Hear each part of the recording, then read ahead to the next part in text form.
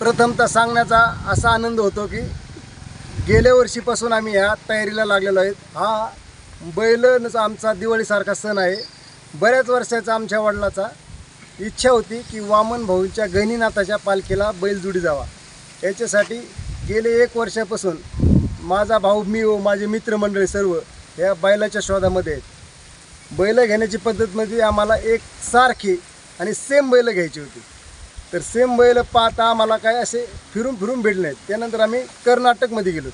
कर्नाटकमधून जोडसुद्धा same भेटत नव्हती। त्याकरता एक बैल घेतला, कसलाही पैशाचा विचार न करता की आपल्याला एक वडिलाची इच्छा पूर्ण करायची, ह्यासाठी ही बैलजोड आम्ही आणलेली आहे। सरासरी या दोन्ही बैलाची किंमत 5-11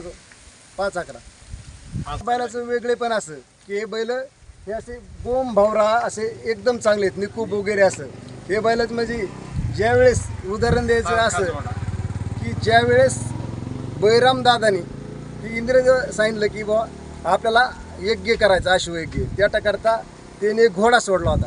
घोडा सोडल्यानंतर एक घोडानंतर पुढून असे कर्ण, अंगराज कर्ण असा माणूस होता पुढून, ते त्यांच्यासाठी मैत्रीसाठी आले होते। त्यांनी घोडा अडवला येता घोडा अडवल्यानंतर हे म्हणजे का अडवल्यानंतर कर्णाने असं उत्तर दिलं की आपल्या घोड्याचा डावा कान थोडा तुटलेला आहे, याच्यासाठी आपला यज्ञ भंग होऊ नये यासाठी मी अडवला। त्यासाठी आपण घेताना सुद्धा ते सगळं लक्षात घेता की असं सगळं वस्तू बघून घेतलेले। बुधवारी जायचं इथून सकाळी 25 तारखेला। सर्व गावकऱ्यांनी एकदम उत्कृष्ट असं स्वागत केलेलं आहे। हे माझे एकट्याचे बैल नसून संपूर्ण चिखलीचे बैल आहेत। मला प्रथम सांगायचं म्हणजे त्याच्याकरता हा सगळ्या गावकऱ्याचं आनंदी वातावरण आहे।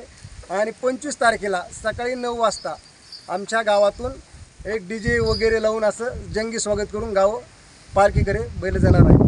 बैलांचं स्वागत तर ग्रामस्थांनी अतिशय उत्साहात केलं आहे।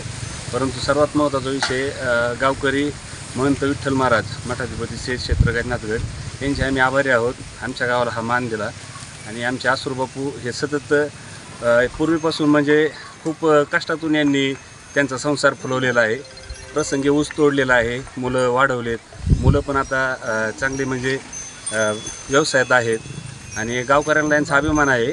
आणि आम्ही अतिशय उत्साहामध्ये 25 तारखेला DJसह गावकरी सर्व उपस्थित राहून गावाला जो मान दिला आहे गडाने, त्यासाठी आम्ही पूर्ण वेळ देऊन पालखी सोहळ्यासाठी उपस्थित राहणार आहोत।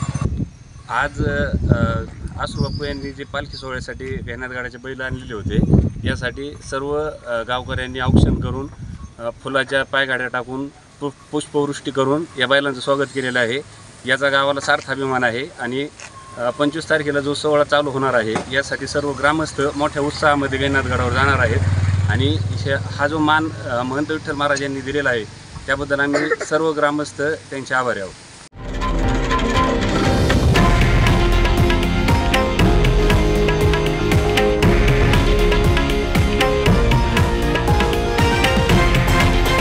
हे आहे देशातील नंबर 1 न्यूज नेटवर्क आणि आपण पाहत आहात TV9 मराठी, एकमेव।